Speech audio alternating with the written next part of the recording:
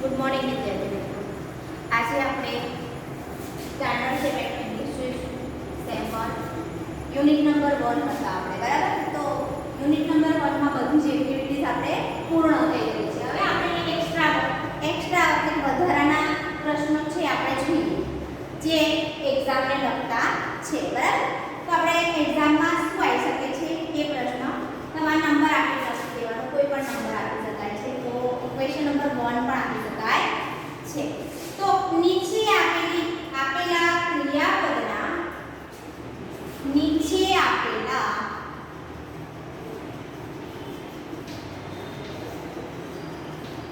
ક્રિયાપદના અથવા ક્રિયાપદોના ભૂતકાળના રૂપો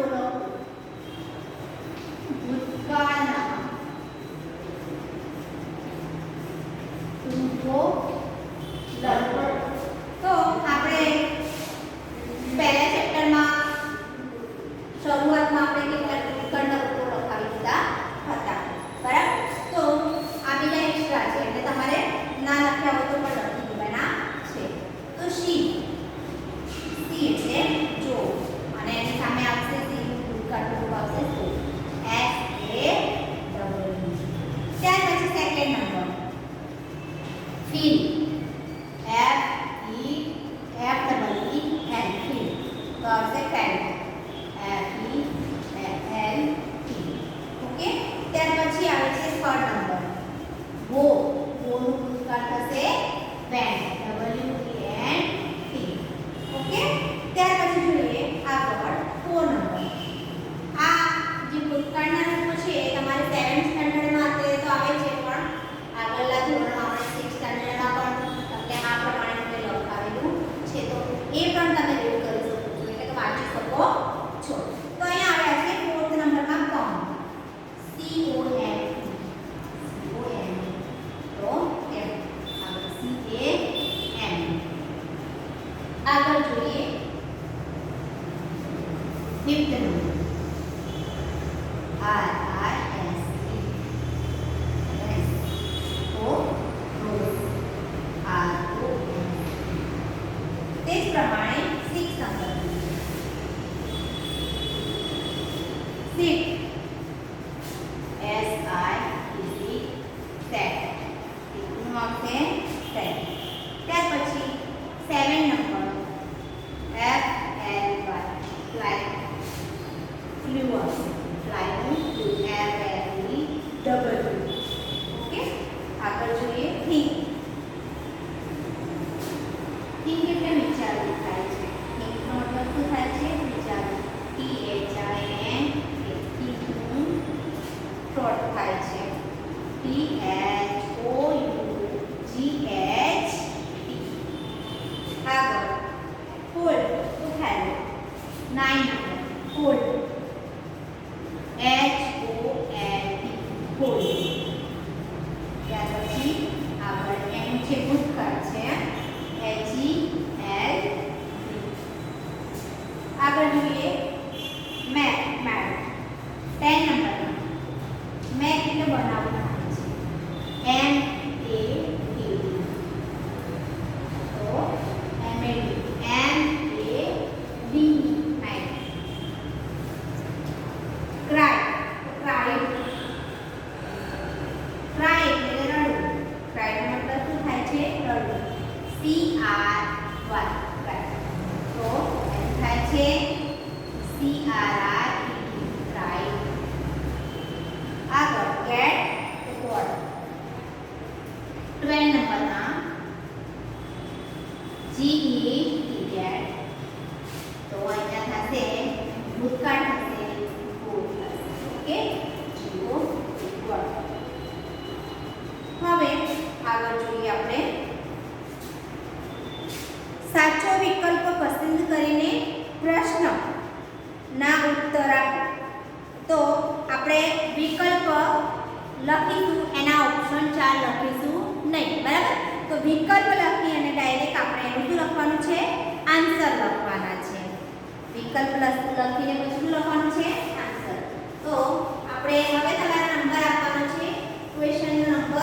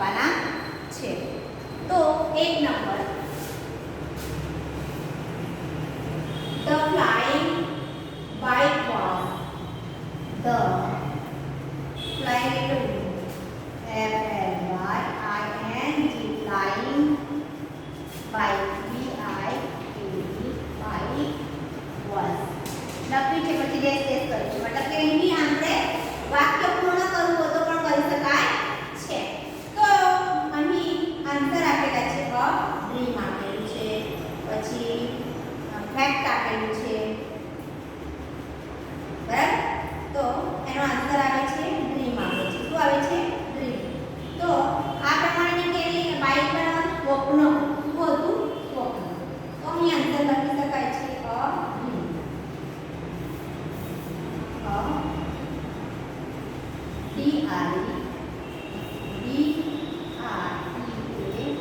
એમ dream. Okay, ત્યાર પછી સેકન્ડ નંબર એટલે કે બીજો નંબર, Tejaswini promised herself to. Tejaswini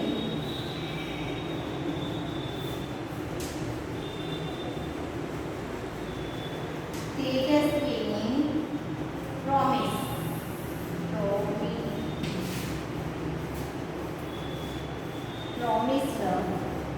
herself એટલે પોતાની જાતે, herself એટલે પોતાની જાતે, herself to પોતાની જાતે શું કરે છે? પ્રોમિસ કરે છે.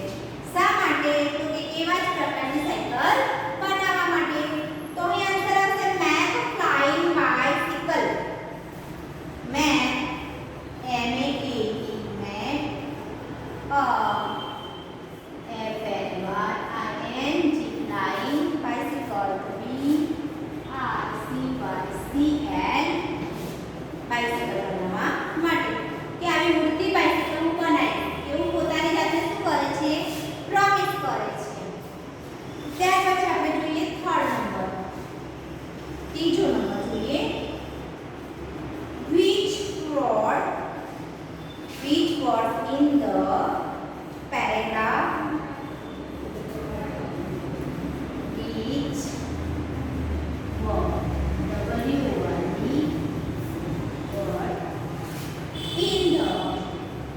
in the paragraph PARAGRAPH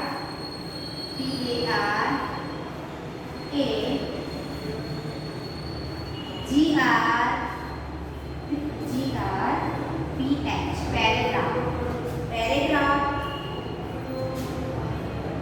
mean MEANS always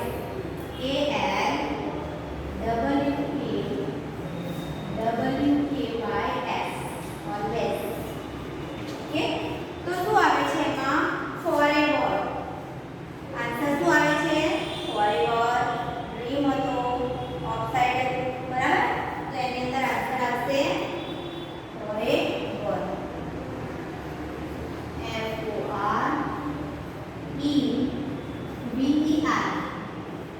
ને માટે, બરાબર? forever.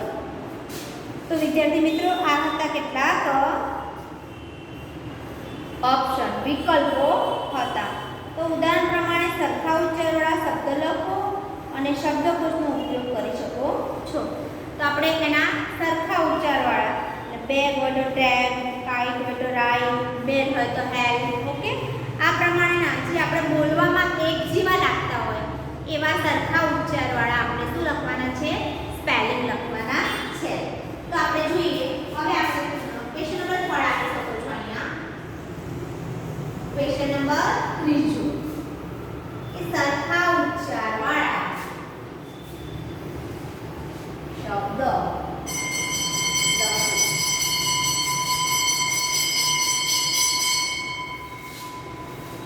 ક્વેશ્ચન નંબર કયો આપી શકાય છે? 3 અથવા તો C નંબર પણ આપી શકાય છે. તો સરખા ઉચ્ચારવાળા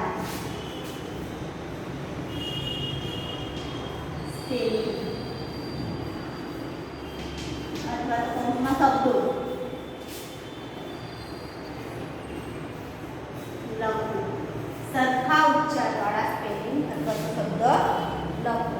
હવે આપણે એક્ઝામ્પલ આપેલા છે એ જ પ્રમાણે આપણે કરીશું. તો 1 નંબરમાં છે બેગ, BAG.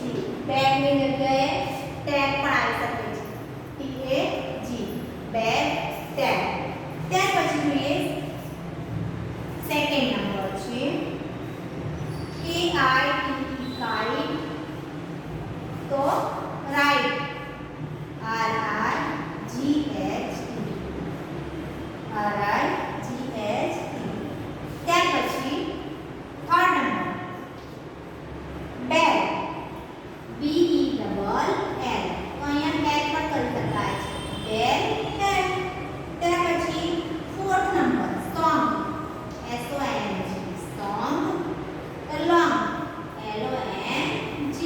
લોંગ. ત્યાર પછી back, fifth number BLACK black. તો slack SLACK black slack. Fifth number continue કરો. હવે સિક્સ નંબર આવ્યા કિંગ KING. તો એના આવે છે RING રિંગ. રિંગ. આગળ seven number seat meat SEAT seat meat MEAT. આગળ જોઈએ ક્લિક ફૂટ. તો રૂટ. 8 નંબરમાં આવશે ફૂટ. રૂટ. તો ROOT પણ કરી શકાય છે એની સામે. ત્યાર પછી 9 નંબર REAR. ત્યાર પછી ક્લિયર CLEAR. આગળ 10 નંબર જોઈએ. 10 નંબરમાં છે રાઉટ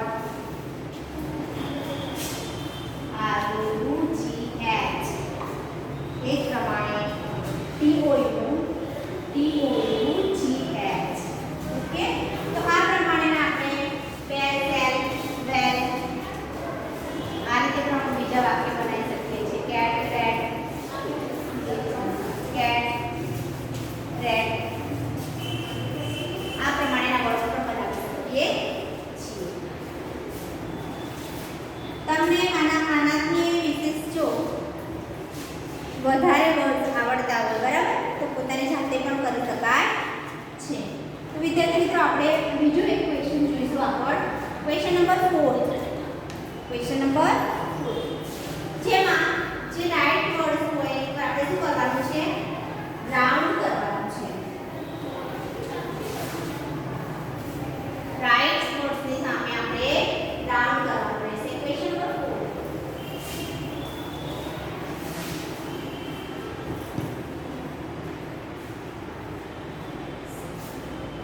બોક્સમાંના શબ્દોના પ્રાસવાળા શબ્દો ફરતે વર્તુળ કરો.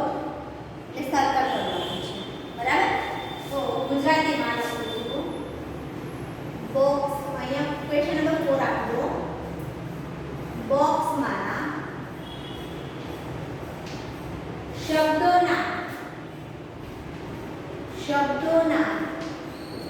પ્રાસવાળા એને એટલે મળતા ભરતા બરાબર. પ્રાસવાળા શબ્દો ફરતે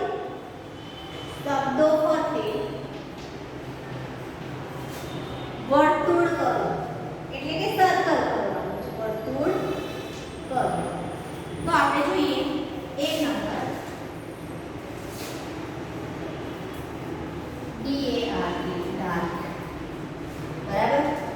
એની સામે બીજા કેટલાક આપેલા છે બાર ને હાર સાત. ઓકે. તો આગળ બીજો વર્ડ આપેલો છે એની સામે BARK. ત્યાર પછી NECK. ત્યાર પછી HARK અને SARK. તો આપણે શું જોવાનું છે કે એના જેવા ત્રાસ આવતા પદ બાદ હાથ જે હોય બરાબર. તો આ RK જોવાનું પાછળ તો આ વર્ડ છે બરાબર. જે હાથ છે બરાબર. ત્યાર પછી શાર્ક. તો આ વર્ડ્સ છે પછી આપણે શું કરવાનું છે? સર્કલ કરવાનું છે. એટલે કે આ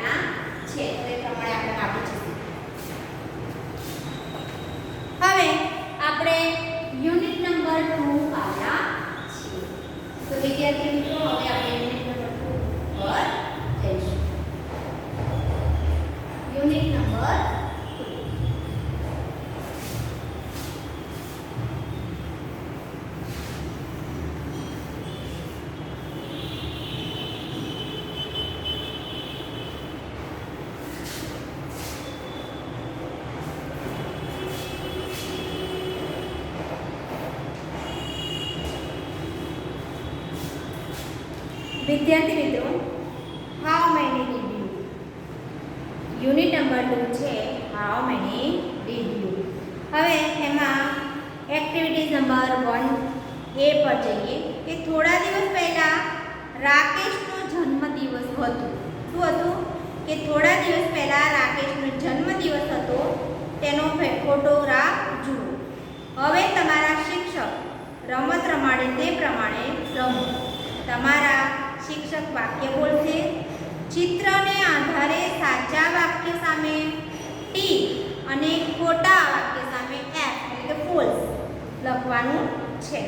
તો દરેક વિદ્યાર્થી મિત્ર પહેલાં તો શું કરશે? પોતાની ચોપડીમાં ચેપ્ટર નંબર એટલે કે યુનિટ નંબર 2 કાઢશે અને એમાં પહેલું ચિત્ર આપેલું છે બર્થડે પાર્ટીનું. શેનું આપેલું છે?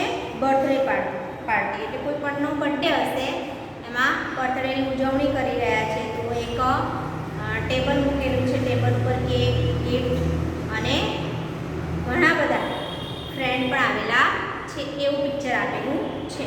તો જુઓ એક number, this is the picture of garden. તો ગાર્ડનનું ચિત્ર છે આ. તો કે ના, તો એની સામે શું આવશે? ફોલ્સ આવશે. શું આવશે? ફોલ્સ. તો the birthday boy was in the middle. Birthday boy ક્યાં છે? મિડલમાં છે એટલે કે વચ્ચે છે. The birthday boy was in the middle એટલે કે વચ્ચે છે. તો સાચી વાત છે. બરાબર. તો આપણે આ વાક્ય લખતા પણ જઈશું અને સાથે સમજતા પણ જઈશું. ત્યાર પછી જોઈએ થર્ડ નંબરનું, the cake was not cut. Cake કાપેલી છે? તો કે ના, કેક કાપેલી નથી. તો એ સાચી વાત છે. There were 4 friends at the party. કેટલા ફ્રેન્ડ છે? 4 ફ્રેન્ડ. તો કે સાચી વાત છે. All wear the paper caps. Paper caps. તો બધા પાસે શું છે? પેપરની કેપ્સ છે એટલે પહેરેલી છે. બરાબર. The cake was on the chair.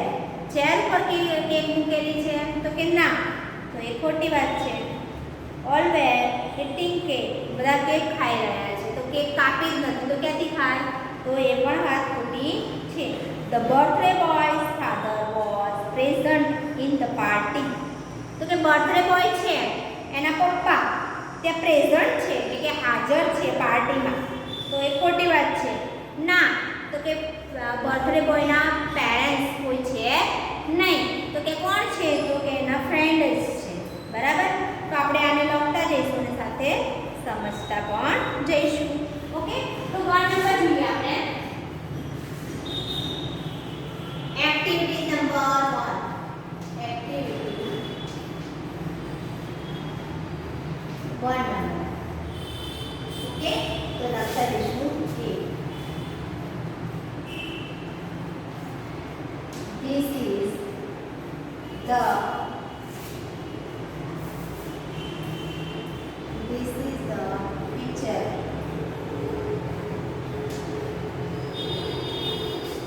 picture of a garden. GARDEN.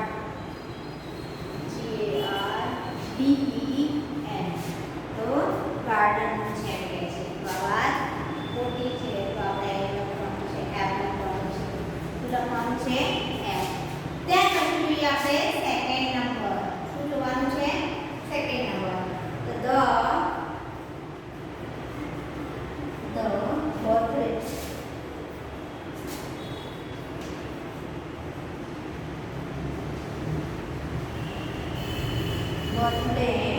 boy was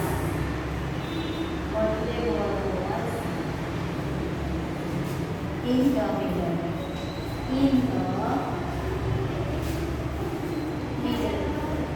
એટલે વચ્ચે. in the middle. Birthday boy વચ્ચે છે. તો કે સાચી વાત છે. તો એ શું આવશે? ટી આવશે. ત્યાર પછી જોઈએ થર્ડ નંબર. થર્ડ નંબરમાં છે the cake was not cut. The cake was not caught. was not cut. Cake કાપેલી નથી. તો કે સાચી વાત છે. તો આપણે અહીંયા શું કરવાનું છે? ટી લખવાનું છે. બ્રેકેટ્સમાં શું લખવાનું છે? ટી. ત્યાર પછી જોઈએ ફોર્થ નંબર. કયો નંબર આવે આપણે? Fourth number. There were four friends at the party.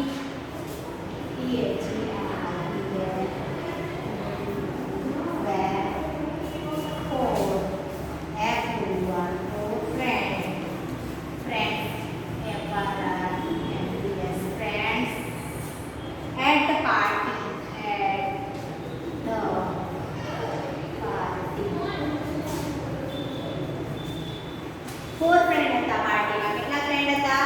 તો કે ફોર ફ્રેન્ડ હતા. તો અહીંયા આપણે લખીએ એટલે કે રાઈટ છે. ત્યાર પછી જોઈએ ફિફ્થ નંબર. ફિફ્થ નંબરનું all were the paper caps.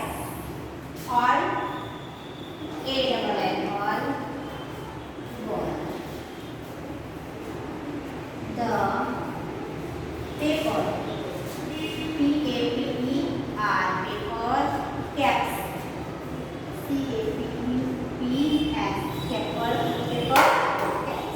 Okay, right છે. દરેકે શું કર્યું છે?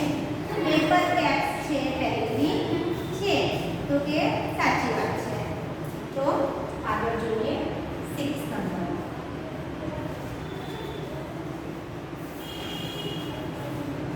The cake was on the chair.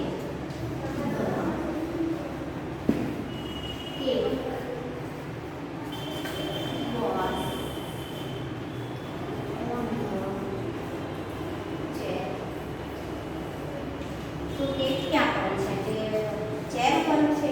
તો ના, એ વાત ખોટી હતી. એટલે અહીં શું આવશે? ફોલ્સ આવશે. શું આવશે? તો વિદ્યાર્થી મિત્રો, હવે પછીના જે ટ્રુ એન્ડ ફોલ્સ છે આપણે નેક્સ્ટ